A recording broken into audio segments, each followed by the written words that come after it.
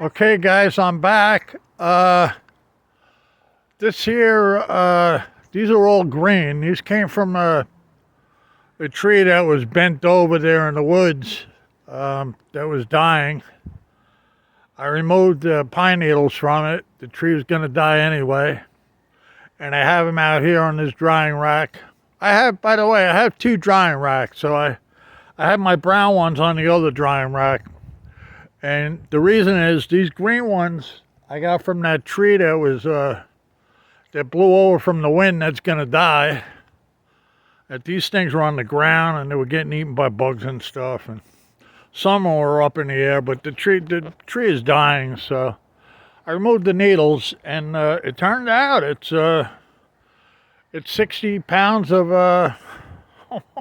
almost 65 pounds of green needles. So by the time they dry out, it's going to take a month for them to dry out. It'll end up being like 55 pounds maybe. So that 55 pounds will be around $1,350 worth of pine needles. So these pine needles here, they're green. And I soaked them in vinegar and water, and they're gonna have to sit out here for like a month to dry out. And when these things dry out, I'm gonna roll them up, and I should get around 50 pounds, 50 pounds, 52 pounds, somewhere around there from these needles here. And I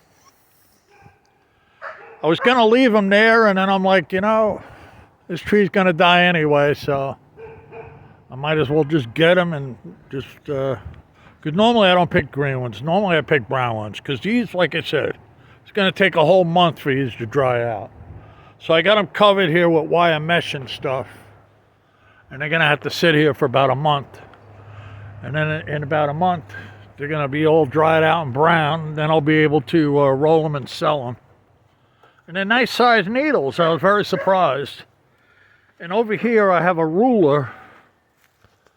I have a tape measure to show you the different sizes of the needles. Now, if you look here at this one green needle, it's right there at the beginning, and all the way up here, it's almost, I'd say it's about 20 inches long. That one green needle, see that? And then the rest of them, the second one here is like 16 or 17 inches long, the green one. And then the other green one is probably around 14 or 15 inches. And now over here, this is the finished product. Here's when they're brown.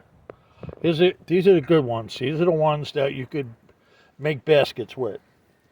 And these, the longest one is around 15 inches long of these green ones. Brown ones, sorry. Boy. Yeah, the brown ones. The longest one is like 15 inches right there.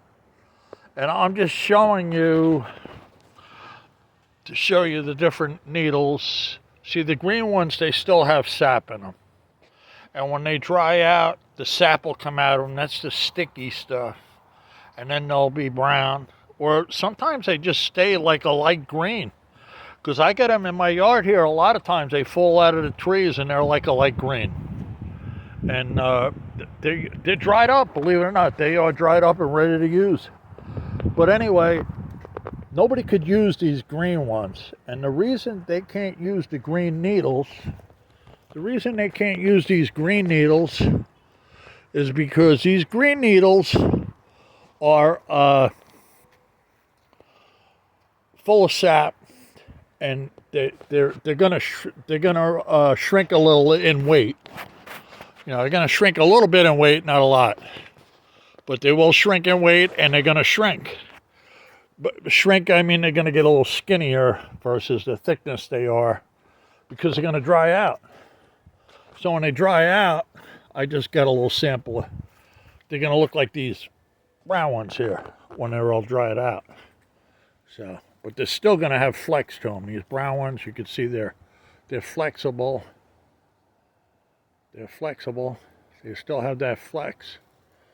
Now the green ones, you could tie a knot with these. You could use them like rope. I mean, but you can't weave baskets with the green ones. And the reason you cannot weave a basket with the green ones is because what happens if you make a basket with the green ones, and then they shrink because they're tied together and weaved together, and then when they shrink, there's going to be holes and spaces and everything else.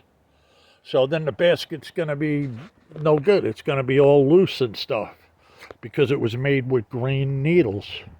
Now, a basket made with these brown needles, they're done shrinking. They're done getting skinnier, and all the tars out, all the saps out of them and everything, and they're ready to use. Now, you weave a basket with the brown ones, it's not gonna get loose or over time or anything like that. It's just gonna stay the same the day you made it. But if you make a basket with these green ones, it's gonna have spaces and stuff, and because the needles are gonna shrink some more over time. They're gonna get skinnier. The sap's gonna come out of them and stuff, and the basket's gonna be no good. So that's why nobody makes baskets with green needles, and nobody uses green needles to make baskets. And most people, what they do, if they get green needles, and just say if some green needles fall into one of my batches, they'll take them and put them outside in their yard or wherever, and they'll leave them out there for a couple of weeks till they turn brown. And I mean, most of the time when I send a customer green needles, they fell out of the tree. They didn't come out of these came out of a tree that was dying.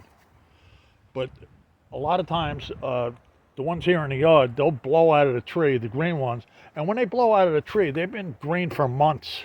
So they might be ready to turn brown within a couple days or a week or two.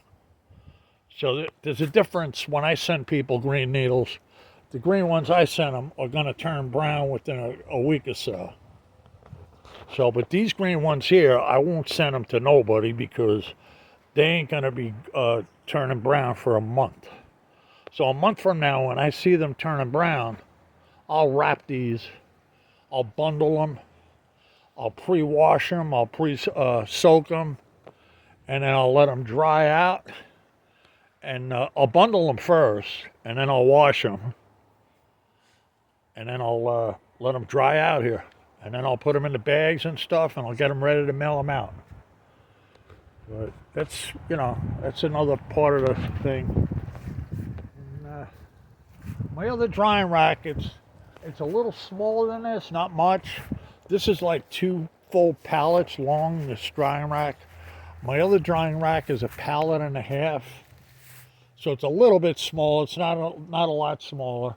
But I'm going to be putting all my brown ones on that drying rack, and they're going to dry on that one. And these green ones are just going to sit on this for a month till they're ready. And then when they're ready, I'm going to be selling them. And they're going to puff up a little because when they turn brown, they're going to, even though they're going to lose a little weight, they're going to puff up a little. So the pile's going to look a little fatter than what it is now. Because right now they're all green. They're just piled up on top of each other. But yeah, that's like $1,350 worth of needles right there. Which I was going to leave them, and then I was like, I might as well just take these needles because I could put them out in the back and let them dry out. A tree's going to die anyway. It's laid over, so that's what I did. So, all right. I'm just showing you another avenue. That don't mean you go out there and pull green ones out of a living tree because you'll kill the tree. But if you see a tree that's flopped over, that's dead or something, and it's laying there on its side, then of course, yeah, the needles they're not gonna be, then it's all right, But you don't want to just go pulling needles out of a tree. That's alive and doing well. I only do it when I see like a tree that's blew over. I had one a year ago, blew over, big tree, and man, I must have got 150 pounds from that thing. I was out there picking and picking. And, oh boy, I had a ton of needles. I had a ton of them. But yeah, stuff like that happens. All right. Over and out. I'm going to let you go, and I'll talk to you next time. All right. Oh, yeah, we get $27 a pound. We're still getting $27 a pound. We didn't raise our prices yet. And for the small orders, we get $10 a pound to mail them out. And then the sales tax comes out to around $3 or $4, which they pay. They pay the mailing fee, and they pay that fee, and they pay the $27 to buy them. And that's for a pound. If they buy a 2 or 3 pound order, it costs like $15, $16 to mail it, and then whatever we charge for that order. Okay. All right. Over and out. Thank you.